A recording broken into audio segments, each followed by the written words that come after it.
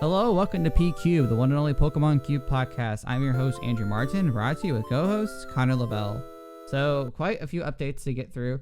Number one, we want to say a huge thank you to everybody who's been listening. Our YouTube channel specifically has crossed 60 subscribers, which is a lot for us, at least to say. So we were very excited to see that. Again, even besides the number of support and nice comments we've gotten, and just overall good vibes people have given us, it's been very encouraging, and we're always thankful for that. So even if you haven't commented, but you're always people who have been tuning in, because honestly, we've been getting a lot of views on our YouTube channel, as well as our other platforms too. Not mean to alienate anybody, but yeah, we've just been very happy with the support. That said, so tying to the next thing, we are actually going to be transitioning back to a every other week schedule. So you can expect the next episode of P3 to come in on April 1st. And the reason for that is because there's actually a lot more content we're making besides the podcast. The podcast isn't going anywhere, but to make room for all of that, we found to maybe space out the podcast a little bit more to give Connor and I a little bit more time to equip ourselves, as well as make different content in between. So an example of that, if you look at our YouTube channel now, where you could find not only the draft from the last weekend for the Cube League, but you also, the top 8 rounds will be up from the past Cube League. So we have gameplay, we have drafting. If you catch our live stream on Sunday at 3 p.m. Central, we'll actually be doing power ranking. So there's a lot of different stuff happening with Cube. It's just to make all of that work, as well as there's a lot going on in our own personal lives, as we both are full-time working adults. So we're spacing out the episodes. There probably will be a time where we go back to weekly. It's just for now, to make room for everything and to give you guys even more Cube content, we're going to be going to an every other week schedule. So Connor, did I miss anything, or is that kind of the synopsis of it? No, I think you hit all the bases pretty well. Definitely want to be able to diversify the content profile, and I think that making the podcast once every 2 weeks will let us keep it really high quality, keep us really engaged, and it will also allow us to do a lot of other things outside the podcast that might be more helpful even. Hearing us talk about something on the podcast is one thing, but actually seeing it in action while somebody is drafting can be totally different, and it can give you so much more context than you'd be able to get just listening to us. So I think that the mix of content is going to be really helpful, and hopefully everyone is along for the ride, and hopefully you all enjoy it as well. Yeah, definitely. So if you aren't already subscribed to our YouTube channel, make sure to check it out. Links will be in the description, where you'll be able to find any of the new videos that we're putting out in terms of the power rankings VOD will be there. Any of the VODs that we do for the Cube League on our Twitch channel at twitch.tv/P3podcast will be there. So definitely recommend checking out those channels. But the next episode will be up April 1st, so there will be a week gap between episodes. But again, the podcast isn't going anywhere. You can expect the same, if not better, Cube quality content going forward. So just that update in general, but to kind of cap it off, once again, thank you to everyone who's been listening on all of our platforms. It's been really, almost humbling to have so much support for just a format that isn't even standard or expanded. So the fact that a number of people want to even listen to an alternate format is reassuring, and also makes it rewarding. So we appreciate you guys, and we look forward to bringing you guys more content going forward. But let's transition. Cube League already took place this past weekend. I have already dropped because my draft went horrendous. But Connor, have you played your game yet, or how are things going for you? So I haven't played my match yet. By the time this episode goes up, I should have. Overall, testing went really well. I thought the draft went really well. I identified a couple of cards that were going around the table that made it pretty late, that showed me some archetypes that were open, and I ended up on Alolan Exeggutor with a 2-1 Garbodor line. I drafted a 2-2 and I tested the 2-2, but I wasn't able to get the Garbodor in a useful position a lot of the games. I was really just pushing the Alolan Egg pretty much all the time. So slim that down. I also have a 2-2 Lurantis line, so I can get Alolan Egg up to 160 or 190 with Choice Band. So it hits a lot of really, really good numbers. That 160 is golden for the single prize decks in the Cube. It trades for all the stage 2s other than Machamp, which not the best matchup for me, but fortunately there's only one Machamp deck in the event, so I don't have to worry too much about it. But overall, I'm very excited. I think my deck is really solid, got lots of neat tricks, and just really happy with it. So I know we haven't done power rankings yet, but have you seen any standout decks from like maybe any of the games you've seen on Untapped or some of the records coming in? Like, is there any decks that you've seen already that are really standout? Yeah, definitely. So Electro Gx has been a really cool card to see come out. We talked about this a little bit before the show. It's 4-0 this round, which is really neat because a lot of people didn't necessarily see the strength coming in. There are a whole bunch of these like spready checkmate kind of decks with a Lowland Sandslash GX. I'm not totally sold on how good I think they are. I tested against them.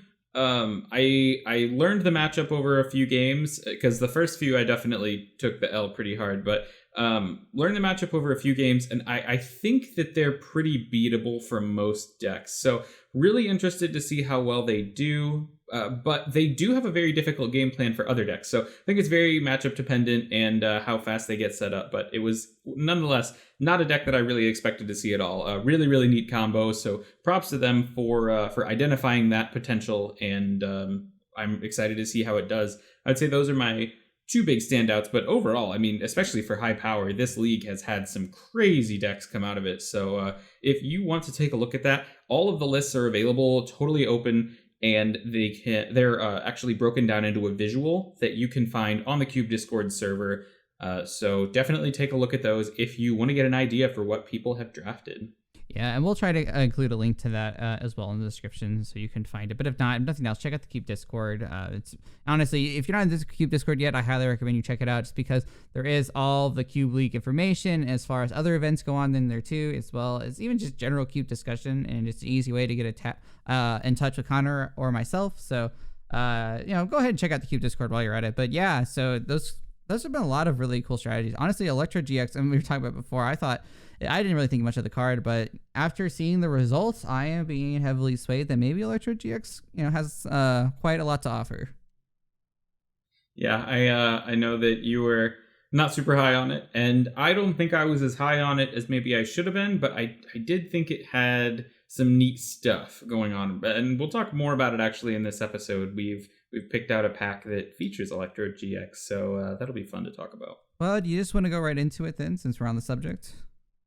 Yeah, absolutely. So once again, we have a pack from Vents Cube. It's the one that we're running for the Cube League right now. We'll be doing this one for one more episode after this, and then we'll switch over to a different one. But just to start it off, so this pack is very high quality in general. It has very few bad cards. You could even say no bad cards. So just from top to bottom, Guzma and Hala, Electro GX, Cynthia, Oranguru from Sun and Moon with Instruct, Will, Professor Kukui, 2 copies of Evolution Incense, Empoleon from Dark Explorers with Diving Draw and Attack Command, and Thunder Mountain Prism Star. So what are your thoughts on this pack, Andrew? Because there are a lot of powerhouse cards here. Yeah, this pack is very good. There's a lot. Obviously, there's quite a few cards that I'm tempted by. The number one card that I always am probably gravitated to is going to be the high quality supporter. It's going to be Cynthia. But that's not to say that there's not other great cards in this pack too. Oranguru is great. I don't think it's particularly like the best card in this pack because Instruct's kind of weird. You have to build around it. You're not always guaranteed to use it. But I mean, it is a strong ability, and Psychic is a very good attack for just a basic. But not on the highest on my list. Thunder Mountain is a very standout card just because in Lightning archetypes it tends to be a great way to attack very soon, very quickly. It puts on a lot of pressure. But looking at this cube in the context of it, the Raichu line is, could use it, but it's not really the end all be all. Vikavolt really does utilize it, but Vikavolt also has 3 copies of Battery, Charger Bug, which is just free attachments. So you're not necessarily in the best spot. Even if you have the Thunder Mountain, you still quite a ways to go. The Electro GX, and I'll let you speak to more of this card, but I mean, after seeing the results, yeah, I like this card, but it's not really in my wheelhouse. It's not really in any strategy I think I would particularly go for, at least in my current headspace. So I think given all of that information, I'm probably just taking the Cynthia out of safety because I know it's going to be good in every deck I play it in. And well, I might be torn between that and maybe the Electrode. I just trust the Cynthia more as far as my draft will go. How about you? What do you like in this pack? So I'm on different cards actually. I totally agree with everything that you've said so far, but my top two cards out of this pack are Electro Gx and Professor Kukui. And normally I think Kukui is a lot weaker than Cynthia. It definitely is. I mean, the supporter effect is much weaker. However, this cube, one, has a lot of really powerful draw supporters already. Has a lot of Sycamore, Cynthia, Colress, that kind of thing. Tons of those cards. And two, you get a Tapu Lele GX in your draft for free, which means your Kukui is going to be really, really useful because you're going to be able to get it a lot of the time from your deck when you need it the most. And there aren't as many of those, I believe, as there are Cynthia. I don't think there are quite as many Kukui. I think it's a rarer card. I think you're right. The Electro GX really stands out to me because it's so strong in certain decks, and there are just a lot of cards that can take advantage of it in this cube.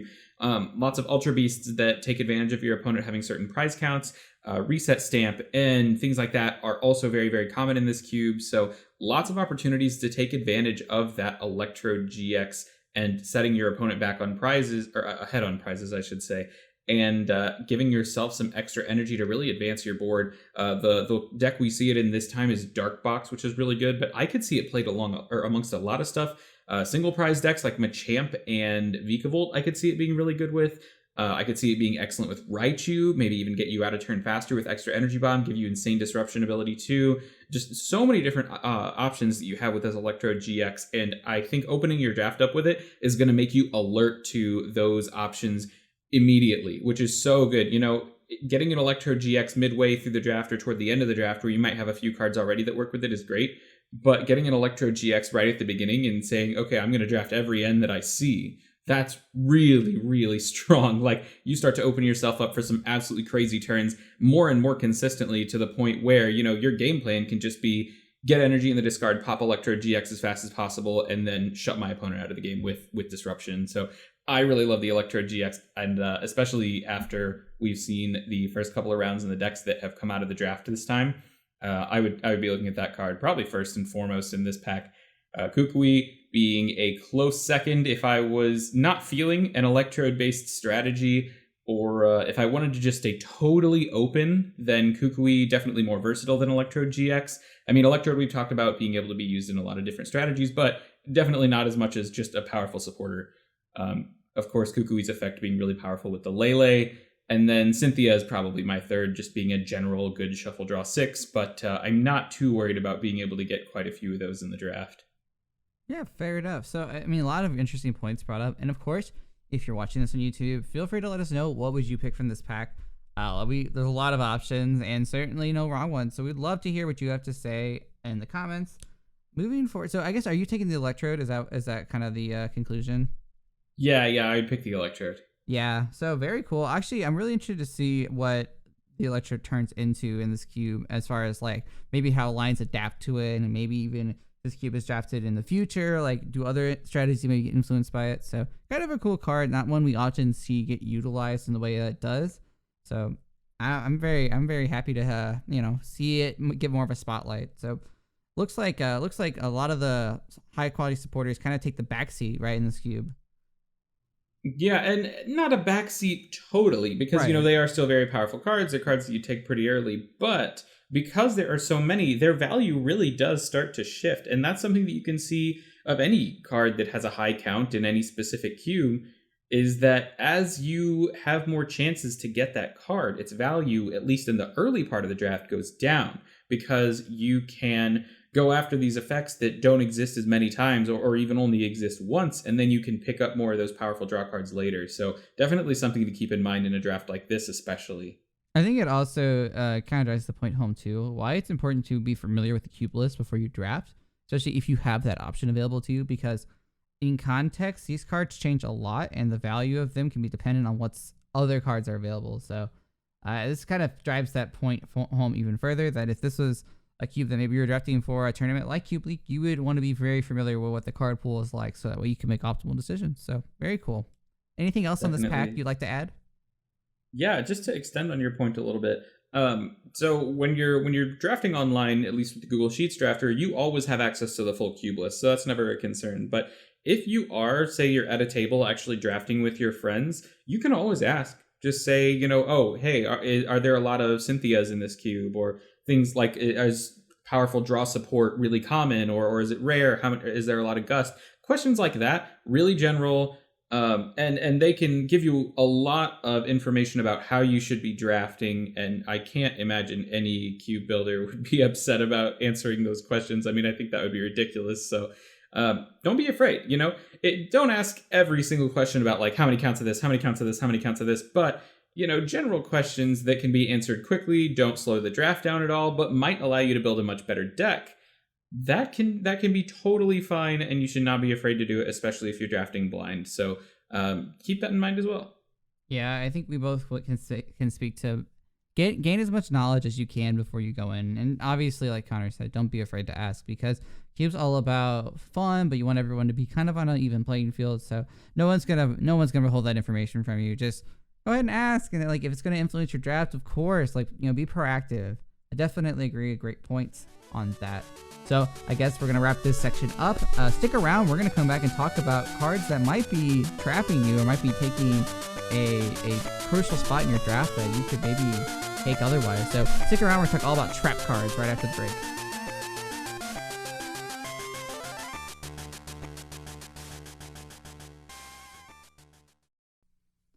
All right, welcome back. So trap cards, that's kind of an interesting concept, and it's something that actually Connor brought up while we were talking once, and you just want to explain the concept just so our listeners can understand what we're trying to talk about? Yeah. So a trap card is a card that a player, whether they be a drafter or a builder, thinks is more powerful than it is. And that's the very baseline definition. But a lot of the time what that means is it's a card that they over-prioritize in the draft. It's a card that they over-prioritize in their deck. And a lot of the time the outcome of playing or drafting a trap card is that you missed a better card. Maybe your deck is even worse for it. And I think especially at the top of our list, that is going to be the case. So Andrew and I have both picked out 5 of our biggest trap cards, but we have a little bit to say before we get into that about, why they're bad, what it looks like from a building perspective versus what it looks like from a playing perspective, and then just a kind of a general grouping for trap cards in general. So Andrew, do you have any other thoughts? You want to get moving along? Yeah, so let me talk from the builder's perspective, because I feel like that's a lot more of where my reference in this topic comes from. So from a builder's perspective, as far as cube building goes, trap cards can be sort of detrimental to the experience you're trying to provide, only because they take the place of cards that could be better for the overall player. And also it can, as the cube builder, it's sort of your responsibility, at least if you're taking it seriously, to make sure that you're creating a cube that everyone has equal opportunity to draft these good cards, and to make sure that everyone is going to have a rewarding experience. And sometimes these trap cards can, you'll probably see more evidence of this as we get into the topic, but these cards don't necessarily make decks better. They inherently can make decks worse. So if you want your cube to be fun and exciting, and you want players to feel like they're getting, a true cube experience, these cards can be sort of a setback. So as a builder, I would want to be aware of these cards that we're already talking about, and make sure that they aren't necessarily a part of my cube. They don't have to be. It's kind of the best way I could say it. Although I feel like, Connor, you probably speak more as like the player aspect of it, right? Yeah, I built my cube pretty late into like my cube experience, so I was able to avoid a lot of the pitfalls that newer cube builders do fall into with trap cards.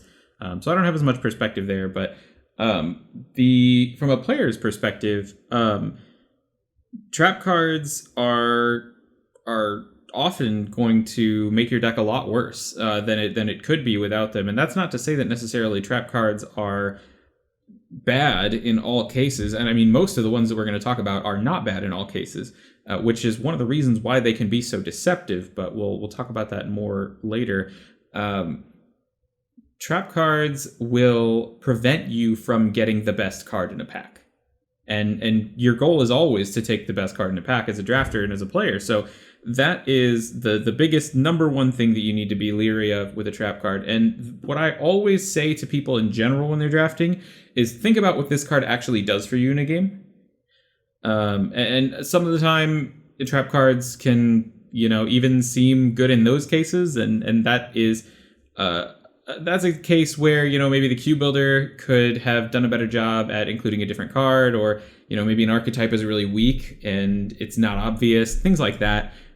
Not really your fault as a player, but things that you can prepare for and things that you can really think through. And, in the context of the other cards that I've seen, in the context of the other cards in my pool, just in general, when I actually play this card in a game, what is it going to do? What is the most likely case? What is the best case? And what is the worst case?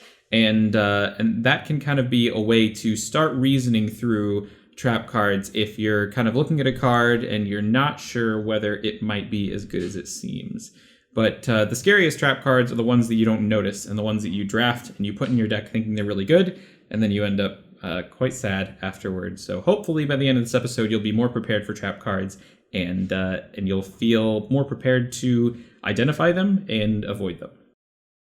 Yeah, and maybe before we get into our top 5, we can talk about a few general ones that didn't quite make the top cut, but I think are still kind of aligned with that idea. And I think a lot of these trap cards that we'll mention are more so revolved around like situational cards, that being cards that are great in like one specific situation. But the problem with that is that prioritizing some cards like this you're playing to a very specific out per se. So in that instance, you might just be sacrificing a consistent game plan for maybe like a play that could happen in like a game in like a whole best of 3. So Connor, do you have any like examples that fit that description? Yeah, we've written out a bunch, and some of the examples that we have are even wider umbrellas, or umbrellas under the umbrella, I guess. So, but situational cards in general. So these are things like Lysander Prism Star, Cyrus Prism Star, Giant Stump, bench barrier effects like Mr. Mime and Mew, tool removal sometimes. Depends on the cube. That one heavily depends on the cube. Sometimes tool removal is very, very powerful, but comeback cards can often fall into this category, and those are kind of the biggest ones. But there are plenty, really, and it depends on the cube a lot as well. Depends on the power level. Trap cards change so much from power level to power level, and from strategy to strategy. But a big thing that you can kind of identify is a lot of situational cards are cards that are good in certain archetypes. So like Aqua Patch. It's only going to be good in decks with water energy and water Pokemon.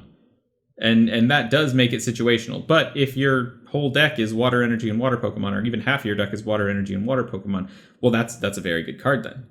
Whereas a card like Lysander Prism Star, if you don't play fire Pokemon, it's literally useless, does nothing.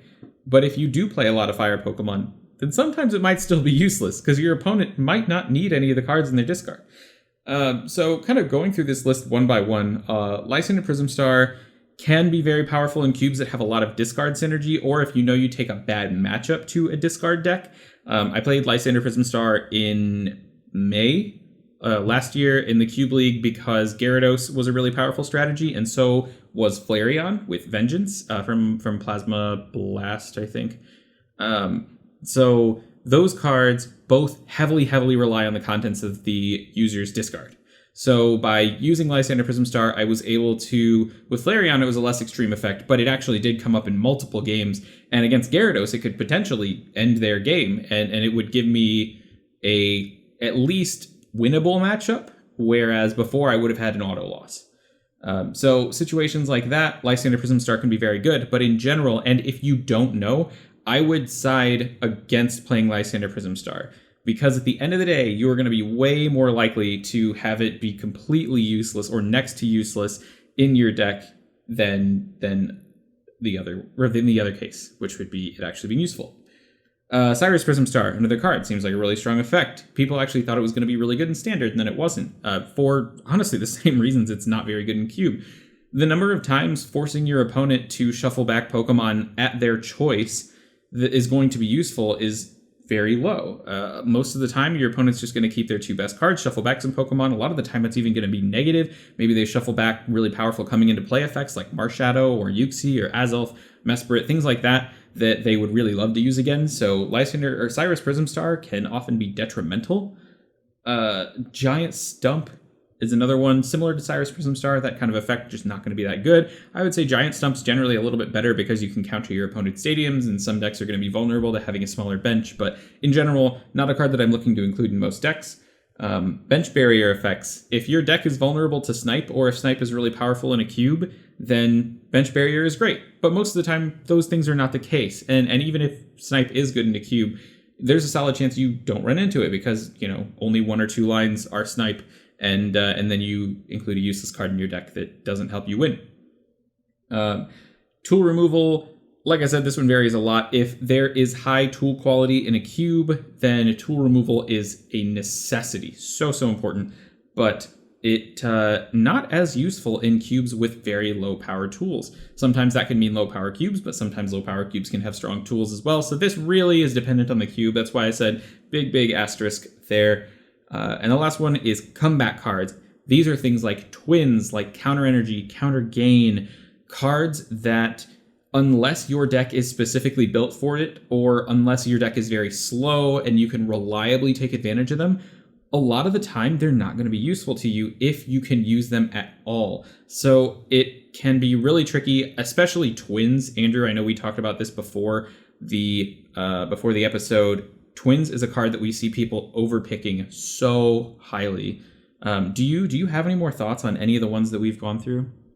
Yeah. And I kind of want a preference too, in case anybody's confused. So I think, I would say never draft Cyrus Prism Star, but aside from that, I think most of the, if not, besides Cyrus Prism Star, I wouldn't say you should never draft these cards, but I think what makes them trap cards is that when you draft them early. So any one of these cards, if it's like between like Giant Stump and then 2 Pokemon that I'm not interested in, and it's like the end of the pack, I'll take the Giant Stump. But like if it's between Giant Stump and like a Chorus, or even like maybe a less great supporter, like Giant Stump's not netted me a ton of value. And I'm just picking on Giant Stump, but that kind of applies to all these other cards.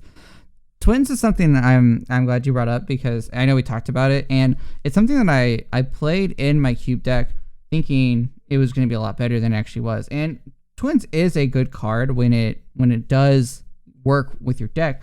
But the problem with Twins, and why it's not as good as Teammates and not as good as Rosa, is that you aren't guaranteed to get value out of it. So the problem with Twins, and maybe this applies to other supporters too, is that it is definitely related to you being behind, which can happen and probably will happen, but it's not going to happen on your terms. So necessarily. So like in my cube experiences, I ended up being a far more aggressive deck with Kingdra just because of how Legends Awakened sets up so quickly. But that just means if I'm sort of waiting for my opponent to catch up in prizes per se to actually use this one supporter, which can be a big deal, especially if that is a card you're depending on playing for search, as well as if it's the only supporter in your hand, it is a dead card until it is, live again. So I think unless your deck is necessarily built around using twins, like perhaps you're playing a control deck that I think you utilize it really well, or I know in my cube, like Flygon decks would use it really well because those decks would go behind so often. But as far as those niche scenarios, if you're over prioritizing twins, you're already kind of putting the cart before the horse, where you're assuming that I'm definitely getting into an archetype that's going to utilize it, which is not always going to be the case. So when you think about trap cards, think about stuff like that. Cards that are going to be really good in those archetypes that maybe are kind of unlikely to come your way. So think about it in sense of, is this actually going to be as good as I think it's going to be? Yeah, and I will make one little note there. Cards that you can only use after your Pokemon are knocked out are generally going to be a lot better than something that you actually have to be behind for. So cards like Rosa, like Teammates, are going to be a lot better just in general than Twins, because you're going to have a lot more opportunities in a game no matter what your tempo is to play those cards. Whereas Twins, you can only play if you're behind. So if you get off to a strong start, then Twins can be totally useless. And I've even seen games where people had just a Twins in their hand as their only supporter. Their opponent actually managed to catch up and come back because they stalled out because the Twins wasn't something else. Even a draw 3 would have been a lot better than what it was. So definitely something to keep in mind and something to be leery of when you are picking up some of those comeback cards. Yeah, and I just want to keep reiterating this just because it's so important to the episode. So like, Twins has like a trap card does not mean you should never draft Twins. And it should never make its way in your deck. But the point is, I don't think you should be prioritizing Twins over other cards. Is that fair? Yeah, definitely. I mean, I've seen people take Twins early in pack 1. I've seen people pack 1, pick 1 Twins over incredible supporters. And it is not a card to prioritize that much. Unless you're going into the draft and you're planning to force something that will use it. Even if you expect to play a deck that can use it, still probably not going to be as good as one of those more versatile supporters. So just keep those kind of things in mind. You know, when you see them in the middle of the draft and the end of the draft, then it's going to be a lot more obvious if they're going to be good in your deck. But just don't overpick them. That's the number one takeaway. Yeah, and that applies to pretty much every card in our top 5. So kind of just to give some context, just go into it with that mindset. It's definitely okay to draft these cards, and we're not saying you shouldn't, but it feels like if you take these cards too early, you're missing out. So I guess with that in mind, Connor, do you want to start with your bottom pick, I guess, of the trap cards? Yeah, so number 5, this is the card that I think is the least of the worst offenders, essentially. So these 5 cards I think are all big time trap cards that you really need to think about when you take. So my number 5 is Tropical Beach. It's a card that I know a lot of players really like to take highly. You know, people associate it with being super, super powerful in both standard and expanded when it was legal. The effect seems really powerful on paper. So what's wrong with it? Why is it a trap card? Ultimately, Tropical Beach is a trap card for the same reason we talked about the situational cards, in the sense that Tropical Beach is only useful when you're not already planning to attack. And in Cube, there are not that many decks that plan not to attack.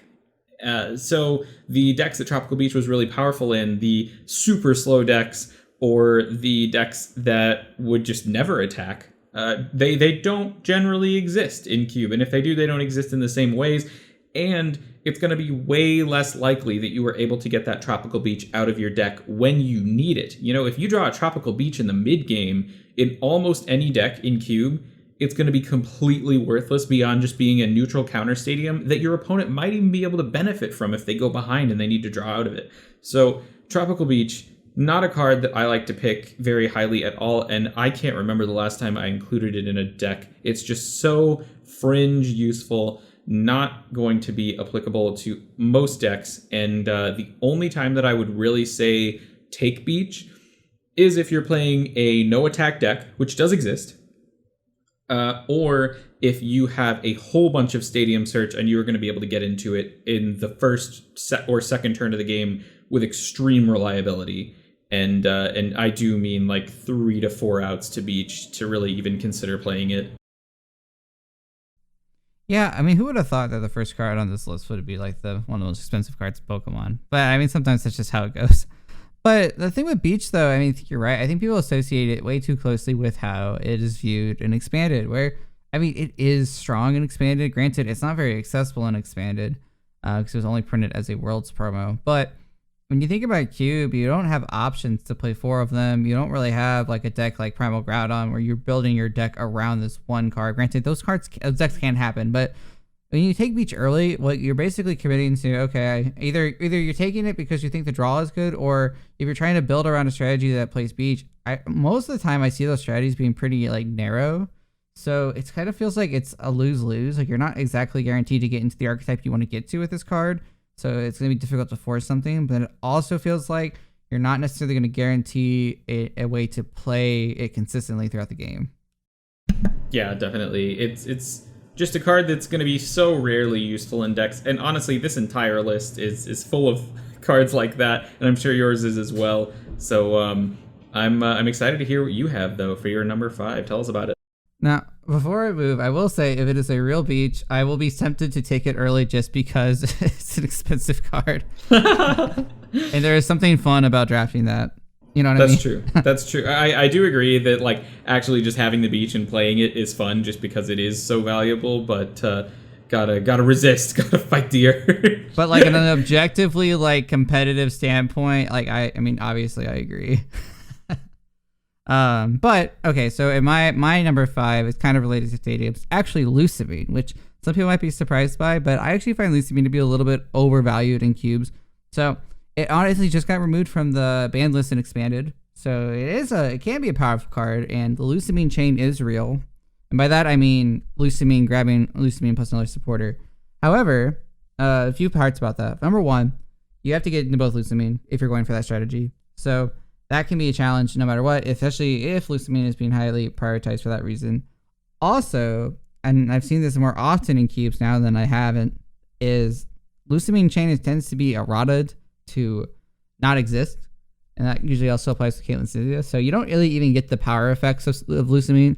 I don't think you even get it in this Cube League cube as well. So there's not a lot of times where I've seen it like where that isn't errata. So for that, on that reason, I'm not really too interested in it. But then also, so as a card, Loosamine provides you a supporter and a stadium recovery. And that is solid. And I definitely appreciate that in decks. But if it was between that and say a Juniper, I can guarantee that Juniper is going to be live in my deck at all times. I cannot guarantee that I'm going to be using Loosamine to its full effect every time. And I don't necessarily know if I'm ever going to see it when I need it. So it's one of those cards too. It's also kind of slow because you do have to burn a supporter to recover back. Well, I guess 2. But then you think about cards like VS Seeker being able to do that way more effectively, and as an item. So, and like a lot of bases, Loosamine actually is kind of lackluster. It's not bad. I wouldn't say it's a bad card. And like if I had it like mid pack, I would consider it. But I do think people prioritize this card way too hard because they think about how great it was in its format. And like you see Loosamine, you're like, wow, that's a broken card. I should take it. And in Cube, it's a lot different. So Connor, I don't know if you echo those thoughts or if you had any other opinions on Loosamine. So I think I like Loosamine a little bit more than you, but I agree with your point in general. Loosamine, so to me, the biggest downside of Loosamine, it's really slow. If all you're doing is recovering like solid draw supporters with Loosamine, it's probably not good enough.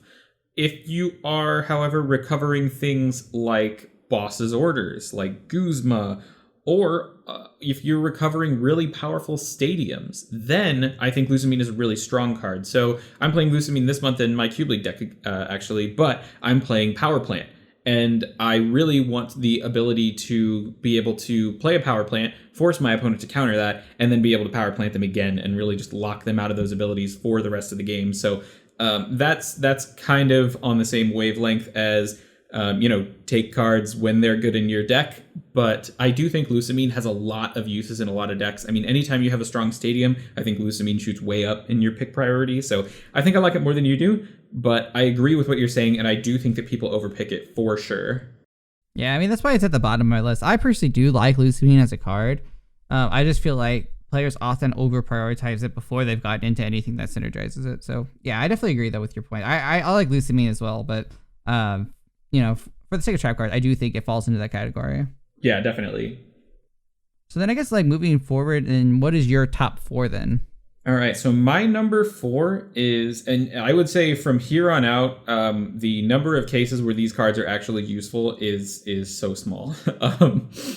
My number 4 is Hex Maniac and Goop Gas Attack, those kind of region of effects. Notably, I would leave Mesprit from Legends Awaken out of this because it's searchable and very, very useful when you need it. But part of the big thing of Hex Maniac and Goop Gas Attack is when these cards were legal, Goop Gas Attack I don't think was a very popular card in general because Muck was around at the same time. So often if you wanted that effect, Muck was going to be better. However, Hex Maniac was loopable. Most of the time you could use it multiple times. Supporter Search was much better. VS Seeker was a thing. Battle Compressor was a thing for parts of it. And even when it wasn't, I believe VS Seeker and Hex Maniac rotated at the same time. So they have kind of always gone hand in hand. When you can only use Hex once, it becomes so much worse, even if it is on a turn. So in the highest of high power cubes where you can play Hex Maniac and you can edge your opponent out and, take one turn advantage and that can win you the game, that's great. But those cases, even then, are so fringe unless you know that the cube is just stacked full of amazing abilities. Goop Gas Attack, it's the same effect essentially, and the same reasoning. Sure, it's faster than Hex, which makes it better, but it is still oftentimes a card that doesn't help you that much when you get it, or at worst, it's a completely dead card if the matchup that you're playing does not really suffer from it. So, time is not as valuable in Cube as it is in standard format, really, of any era, starting in like Gen 3. So, the advantage that you would get from Hex Maniac from Goop Gas Attack back then could be very substantial, even if you couldn't repeat it. But in Cube, neither of those things are going to be the case. You can't repeat it very easily. Sometimes you can't repeat it at all if Cubes lost zone it, because that does happen sometimes. And the one turn that you gain from it is either not going to be very good or very rare that it is, game winning. I also find Hex Maniac to be a Cube builder's trap as well. I feel like, as well as Goop Gas, I know I've made this mistake too, where you think this card's going to be really good. And if you have enablers in there, like maybe you have some sort of like download Porygon Loosamine chain into Hex, that would be really solid. But most cubes aren't really built for that.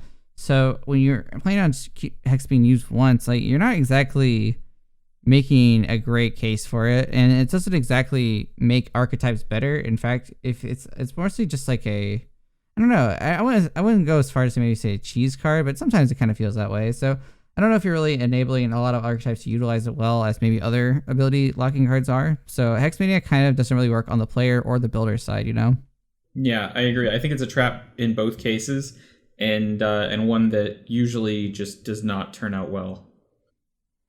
Yeah, so I guess I'm moving my number 4. And I will caveat this. I think the context of the cube definitely depends for a lot of these cards. Especially my number 4, which is I'm going to clarify as post-errata rare candy, because there is a difference. Post-errata being you can't use it to evolve stage 1s and you can't use it to evolve the first turn. So with rare candy, and again, people might be looking at me funny when I see that, but so perfect example in this cube league, which is the GX cube. I think rare candy is very good. I think you have to be aggressive in your stage 2 decks, and rare candy is your surefire way of getting there. So I think any stage 2 deck needs to be playing a lot of rare candy. That said, let's take maybe Blue's cube that we just drafted for the previous cube league. I think rare candy is fine, but like I don't think it's a card that's like centric to every deck, especially since it's post errata. So you have to consider, like, if I'm choosing between maybe a card like Trevor or a line I'm trying to get into, and there's a rare candy in there. If I take the rare candy first, I am assuming that I'm playing an evolution deck that's going to utilize it. So it's H2 deck.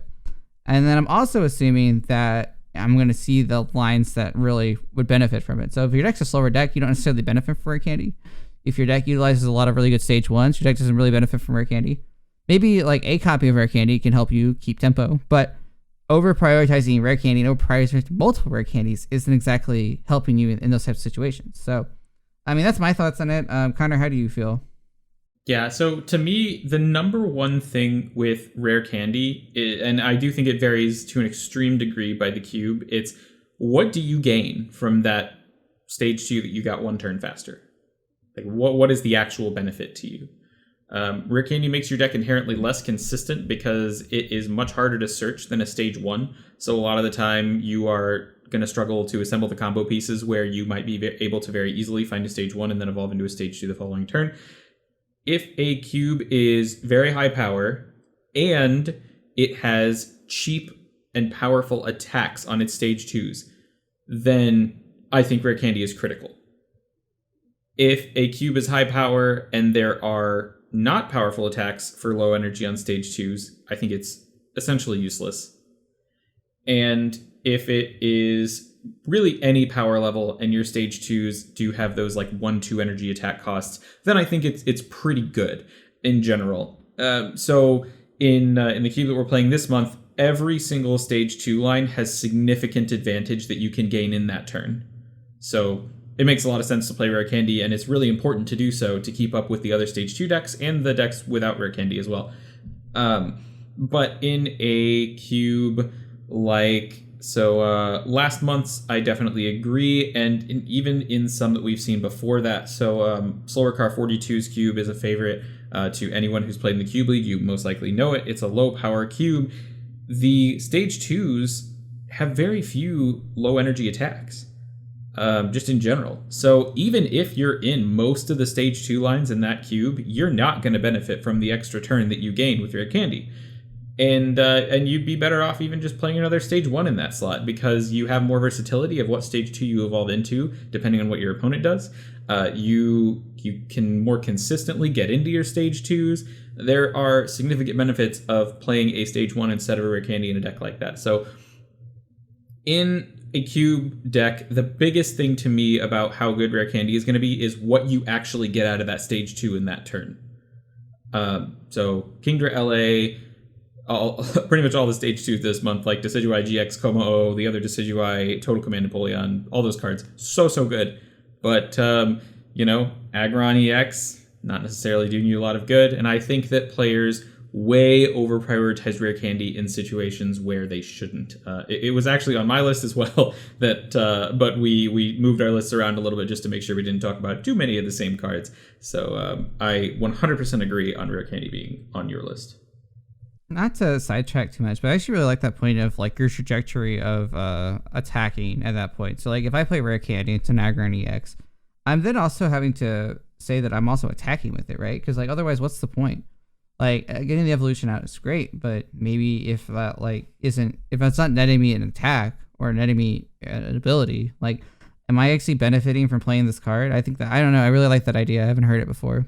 Yeah, and it can be really extremely punished in the worst cases, which I wouldn't say this is super common, but it does happen where you go Rare Candy attacker, attach, but you can't actually attack.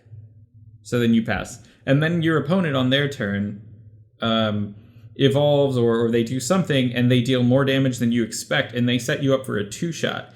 And now you're going to lose a stage 2, you're going to lose the energy that you had before, you are going to have to attach again to actually attack with it, whereas with the stage 1, maybe you could get some chip damage off with the lower energy that you had before.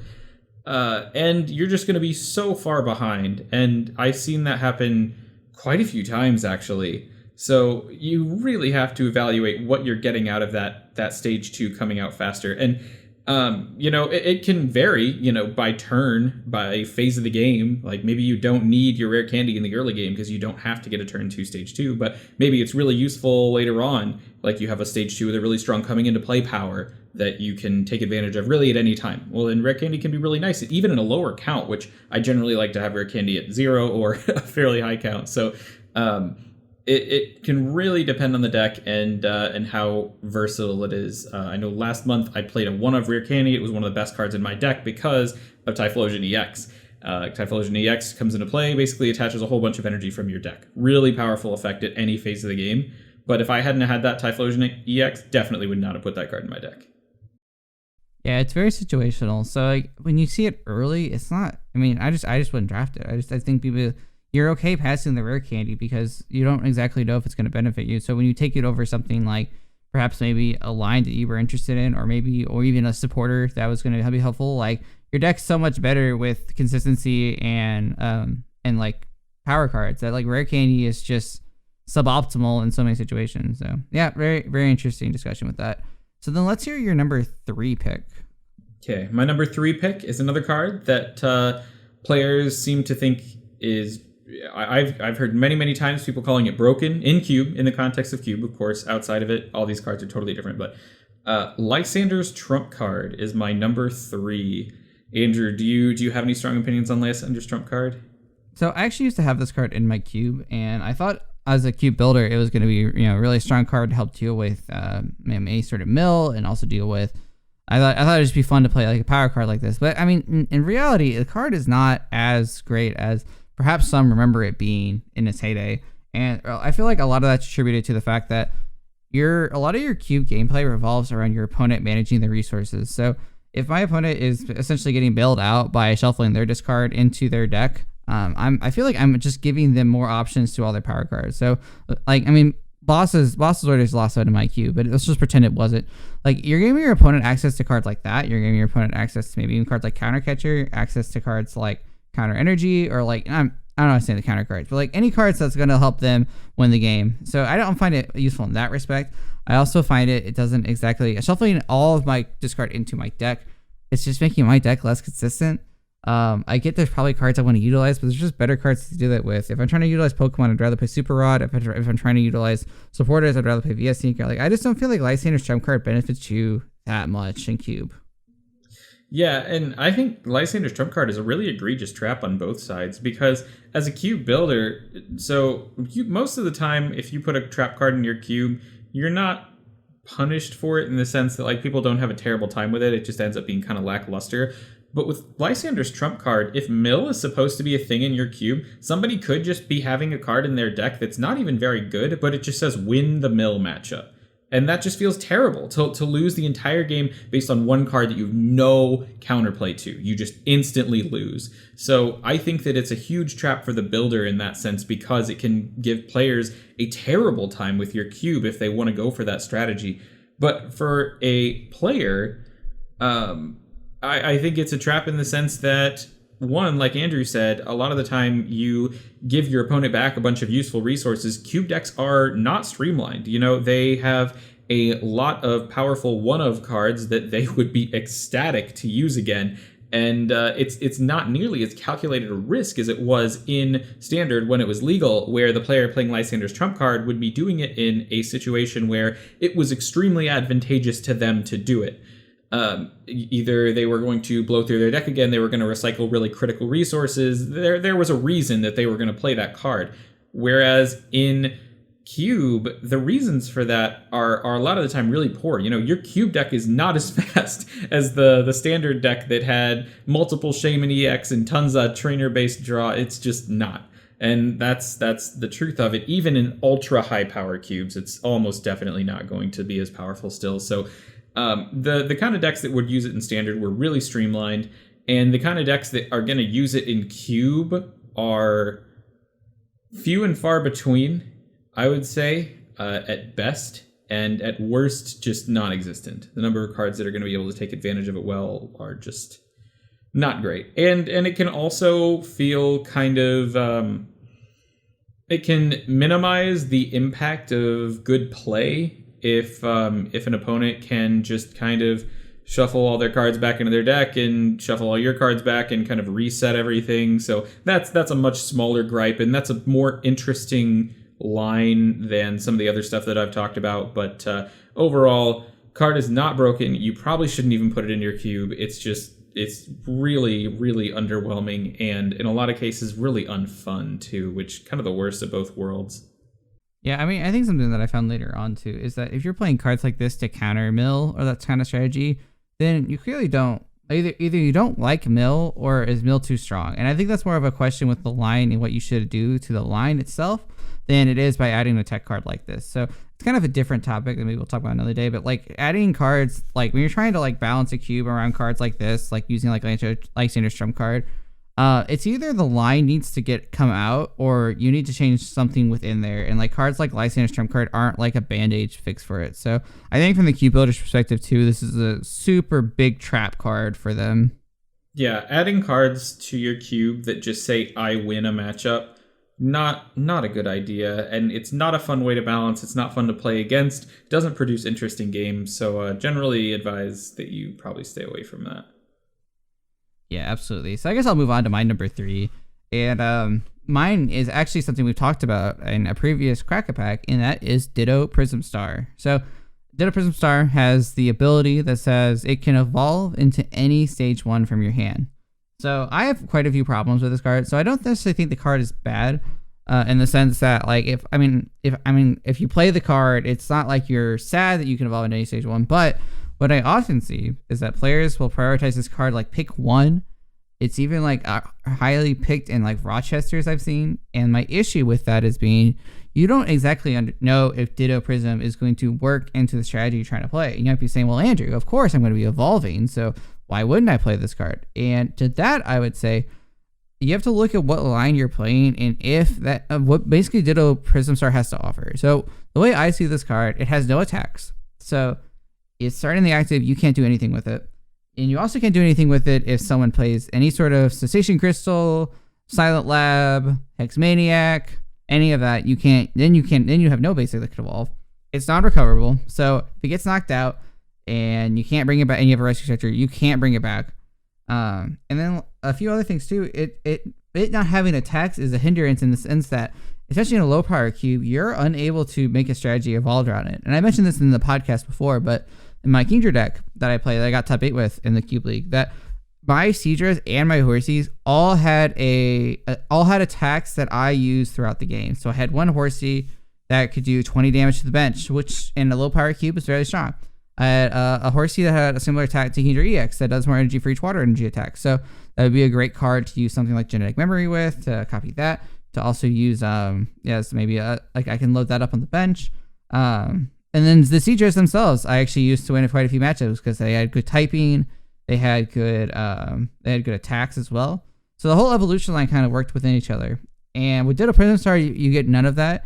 You do get the benefit that if I'm playing multiple stage ones, okay, yeah, I can evolve into whichever one I want. But I mean, it depends on the cube, I suppose. But I just don't feel like this card provides that inherent value early that I know I'm going to be playing these multiple stage 1 lines, or I know I'm going to be playing a line that isn't going to want to use rare candy, or that's going to want to utilize evolving attackers. So there's a lot of reasons why I find this card to be super weak as an early pick. I do think like throughout the draft, like if it's an available card, like I will take it, but I'm not going to prioritize it too highly. So I mean, that's my stance. Connor, I'm interested to see how you feel about this card.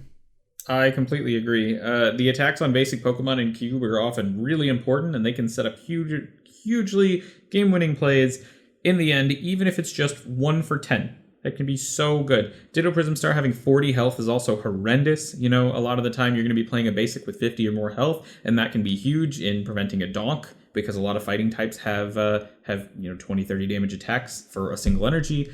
It can also be really important for not dying to incremental snipe damage. Little things like that can actually be so important in a game. And basically, you have to think about Ditto Prism Star in the sense of, is it going to be better than a basic of my line? And sometimes the answer will be yes. So if you are playing multiple stage 1 lines, then I do like Ditto Prism Star a lot, because it can be versatile, it can change into whatever you need, it can serve as a basic kind of for both lines, so you might be able to trim a card there. Although I generally don't love doing that, because then you can end up in weird situations with your prizes, but you can, and it's not too bad. And it's just so poor in a lot of situations. You talked about Power Lock.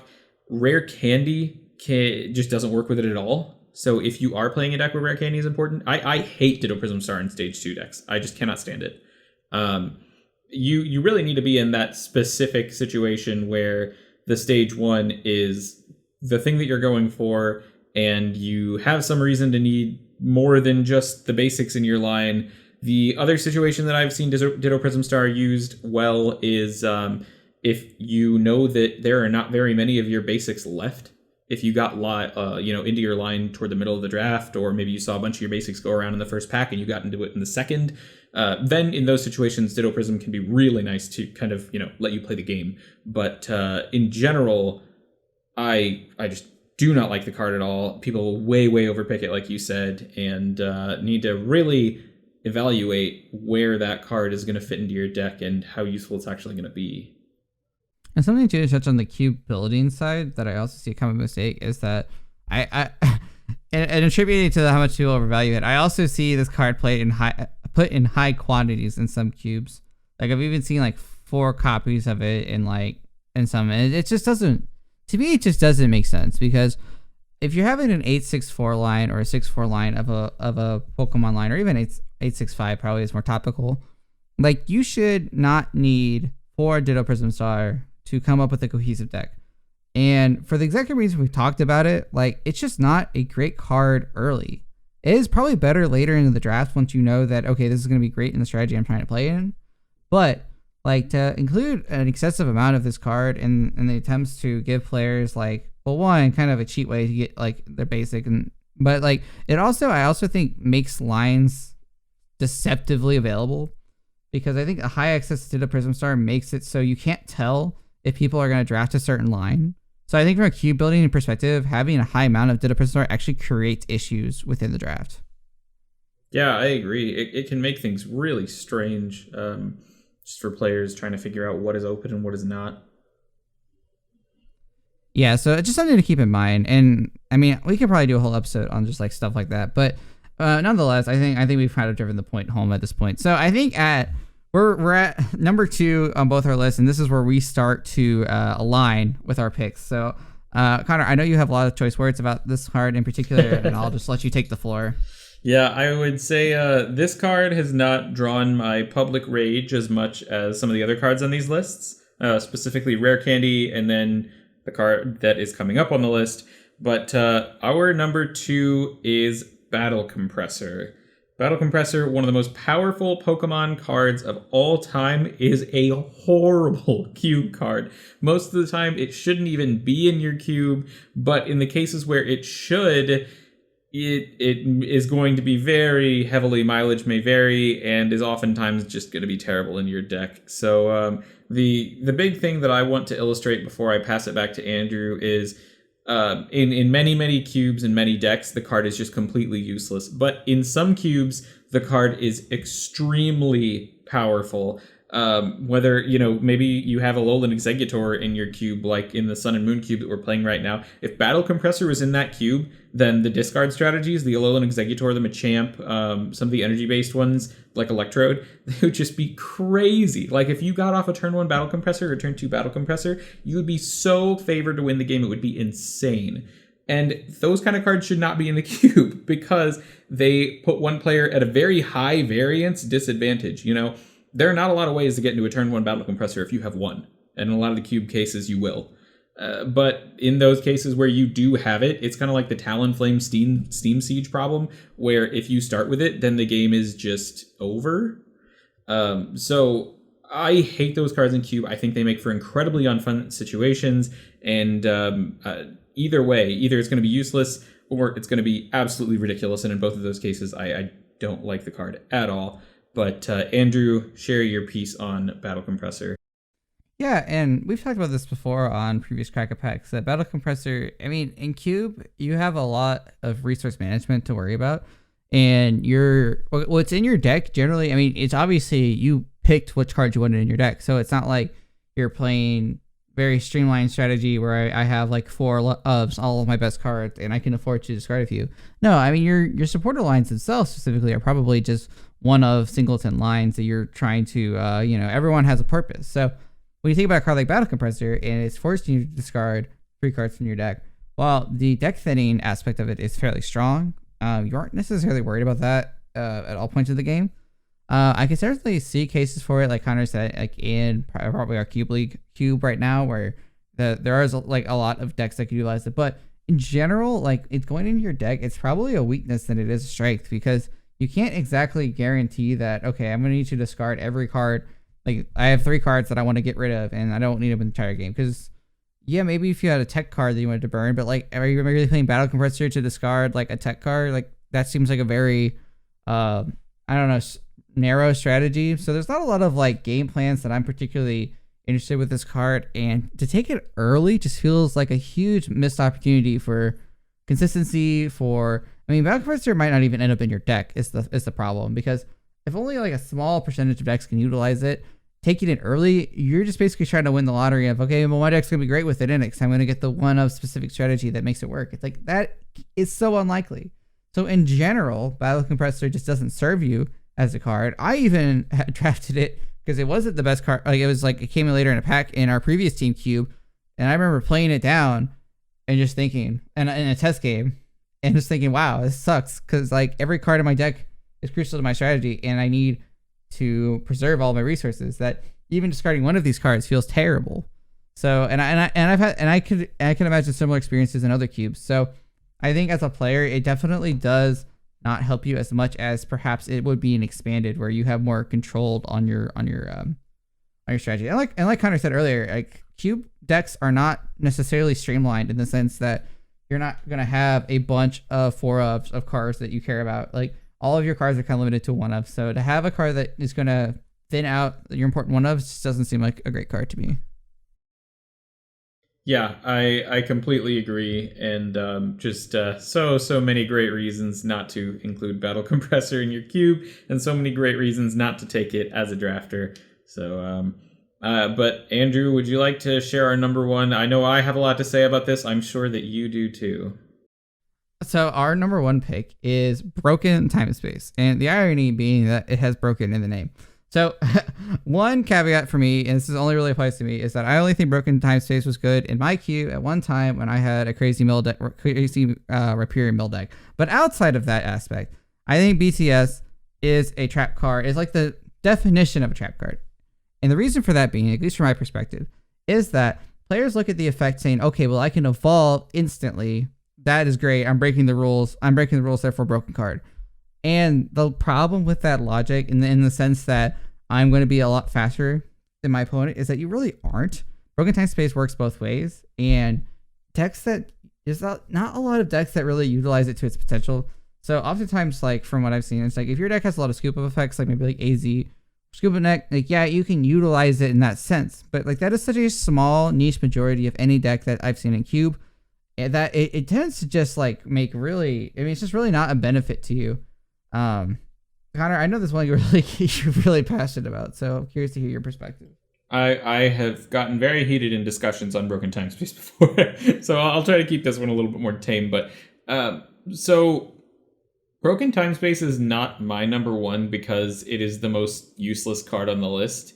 I think Lysander's Trump Card, Battle Compressor, and Tropical Beach are all much worse offenders.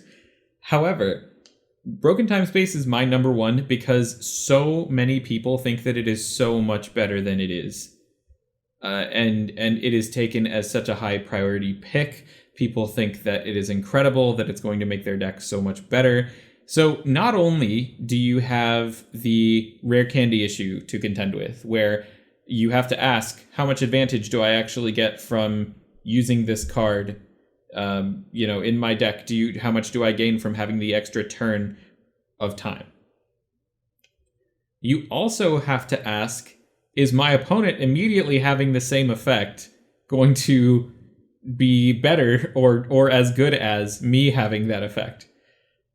So you have a card that was already conditional, and then you have a second condition layered upon it. So the situation where Broken Time Space is good is in decks where you can very reliably get a fast stage 2 out or a fast stage 1 out that does something very powerful in the extra turn that you have. So if you have a deck with 4 Kingdra LA, or if you have a Beedrill deck with Band Attack, or if you have Donphan Prime, or any of the newer stage 1s and stage 2s that have super powerful 1 energy attacks, then Broken Time Space has a fairly strong case, and that is only if you have very, very good consistency on top of it. I would like to interject. Please kind of in the same vein. I just know from experience, because this was actually a huge issue on my queue before, was like Toppling Wind Rhyperior with lots of consistency plus like scoop up effects was another very very strong card with that. But I mean, kind of following in the niche examples. Yeah, definitely. It in some cases it can feel extremely powerful. I was an unfortunate victim of the Rhyperior deck when it was in Andrew's cube, and I can speak to its power in that case for sure. It was not fun to play against, but that case is just so rare, and the priority that I see assigned to Broken Time Space is so high that I couldn't imagine putting any other card on my number one spot. It's funny too because I have so many memories of other cube games I've played, not against the mill deck, but like where my opponent has dropped BTS, and then I feel like I've instantly gotten bailed out of having to worry about tempo, because if you tend to just draft good recovery, like someone playing BTS against you just guarantees you're gonna have a response like far more quickly, and especially if you're playing a higher quality deck than your opponent, like it does not benefit them at all to put it in play. So I can't imagine playing like a supporter like this and feeling like I'm in an advantage. Yeah, it just, in a lot of cases, it is going to be a symmetrical gain, which is not worth a card in your deck in Cube. Deck space is really tight in Cube, especially as far as fitting in enough energy.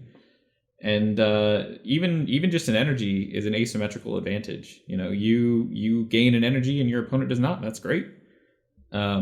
But something like Broken Time Space, maybe you get off the first attack, but if that first attack is not devastating, then your opponent might hit you back with something even better. So it's something that you really have to think about, and it's something that you really have to evaluate exactly how it's going to be in your deck, and what kind of consequences you're going to suffer from your opponent having the same advantage going into their turn. Because when Broken Time Space was played in Standard and so broken, that kind of effect has been so powerful. It was not usually a symmetrical advantage at all. Basic decks were super powerful. A lot of the stage 2 decks would have different benefits from getting set up quickly. So there are just a lot of things to say about BTS. There are a lot of reasons that you shouldn't put it in your deck. I don't hate it in cubes in general, just because it can be interesting with like heavy scoop up effects, like you said, and allow you to play really weird strategies with stage 2s where you pick them up a bunch and you couldn't do that normally. But you really need to think about how that card is going to be affecting your game. Yeah, it should definitely be a conscious decision if you're drafting BTS. Like, definitely don't take it just because it says you could evolve. Like, there's so many better cards you can play that will help your deck be more consistent and streamlined than BTS that the card should just never be a top tick priority in most cases. Yeah, I mean, if you're already like, okay, I have Kingdra LA as my first pick, and then BTS comes second, well, okay, sure. BTS seems pretty good then, because then you can really push those scoop up effects, but I think we're kind of just going back over the same points at this point. So I've said my piece on Broken Time Space. So, and this is where I kind of want to pass it off to the listener. So if there's any cards that you maybe either disagree with, or maybe, we were talking about with this, I think we're probably missing out on other trap cards. So if you can think of any other ones, please let us know in the comments. We would love to expand this list further and I guess spread the word to our fellow Cube players. But we would love to hear your guys' thoughts, and if there's any cards that maybe you are disagreeing with, or maybe the cards you do agree with, because it could go both ways. Please let us know any cards that we missed as well. So any last thoughts on your end, Connor, about trap cards before we close this out? As I'm sure the viewers are quite aware of by now, I get very heated when talking about trap cards. So if anybody wants to get into a heated discussion with me, then I welcome that either in the comments down below on any platform that we have that has comments, or in the Cube Discord. Always happy to engage in that discussion. But I will do my best not to get as heated then as I did now or have in the past. I would say, yeah, the Cube Discord is a great place to get Connor in a heated discussion. So if you look in any of the channels, you'll definitely find people talk about Cube, not necessarily heated, I should say, but do check out the link if you want to talk to other people about Cube as well. But I think we're wrapping up this section pretty nicely. If you have any other comments about this section or anything that you want to add, of course, you know where to put them. So we'll close this one out. So stick around. We'll be right back with our conclusion segment. All right, welcome back to this conclusion segment. So as I mentioned in the beginning of this episode, we are going back to a bi-weekly schedule. So you can expect the next episode of PQ to happen April 1st. That said, we also talked about there's a lot of other content coming up. So we'd like to get into some of that. If you're paying attention, the power rankings got pushed to next Sunday. So that will happen this Sunday, the Sunday you're listening to this. So that'll happen March 21st at 3 p.m. Central. So March 21st, 3 p.m. Central on our Twitch channel at twitch.tv/P3podcast, where we will, as well as several of the other admins, will be talking about our top 5 picks from the event. Decks that we think are strong contenders for doing well and that we're interested in. And also decks that we just find interesting that were maybe not expected. So I'm very excited. Connor, are you excited for the power rankings? Yeah, super excited. I always love power rankings. Only thing that I don't love about them is editing them. So now that we're doing them live, I'm even more excited for them, and really excited to potentially interact with the audience too. If people have thoughts, if people want to chip into the conversation, I feel like power rankings is an amazing forum to do that on. So just really excited for it. Oh yeah, I forgot to even mention. Yeah, feel free. I mean, if you make sure when you tune in, we want as much input as we can. We'd love to interact with you guys and hear what you guys think as we're going through it, because this will be all live. Usually, we've had a lot of other things that have been pre-recorded, like the draft for tournament reasons. But this is going to be a live event that we'll definitely be looking for input from the audience. So just to reiterate one more time, that is March 21st at 3 p.m. Central. You can check our Twitch channel. You can check out our Twitter, where you'll see updates, or you can check the Cube Discord. A VOD of that will also be posted to our YouTube channel, so you can look out for that. Kind of segues into the other part. So as far as other videos go, like I said, the finals from the Cube League should be up. The top 8 is going to probably be a minute. I need to get some of the other commentators together to cast over them. Everyone's just been super busy, but those are recorded, and they just need commentary, so those will be up soon. The draft itself will be up by the time you're listening to this, but not at the time we are recording. So that should be up by then too. So you can check out the draft. You can check out the finals from the previous Cube League, and you can expect the top 8 from the previous Cube League to be up there shortly. I don't think, am I missing any other videos? I think that's all we've got in the pipeline right now. Yeah, so hopefully, and we're hoping to at least do some sort of more coverage on the Cube League games. I don't know how much we're actually going to be able to do, but given that I'm knocked out so early, it'll probably be easier for me to stream some of the games. So hopefully, hoping to get some of that there. I make no promises, so schedule ours kind of tight, but we are hoping to bring more Cube content in the future. So definitely be on the lookout for that. Anything else to add, Connor? No, I think that's about it. Pretty well rounded out. Really excited to hear what people think about our trap cards and to hear what they think about power rankings. Some of the members of the community have actually been making their own, so definitely feel free to do that. Once again, all the decks can be found in the Cube Discord, so even if you're not participating in the league, I'd be excited to see your power ranking list. There are 38 decks this time, so lots to think about, lots to consider, and should be a good time all around. Yeah, so I think we're gonna close out this episode now. Once again, and you can't say this enough, thank you so much to everyone who's been listening. It means a lot. We are definitely planning on making more episodes, but it means a lot to us to know that people are out there listening and sending us support. Gotten support from a lot of different people. It's just I don't know, every nice comment, every view, every subscriber, it all goes a long way, and probably that means more than you think. So if you are watching and you haven't subscribed, I encourage you to, especially if you're interested in Cube. I think there's a lot of Cube content to be made, and hopefully we can provide something that's servable to the community, and we look forward to doing that soon. But as far as today, I think our episode's coming to a close. You've been listening to the PQ Podcast, the one and only Cube Podcast. I'm your host, Andrew Martin, brought to you with Connor Lavelle, and we'll see you guys next time.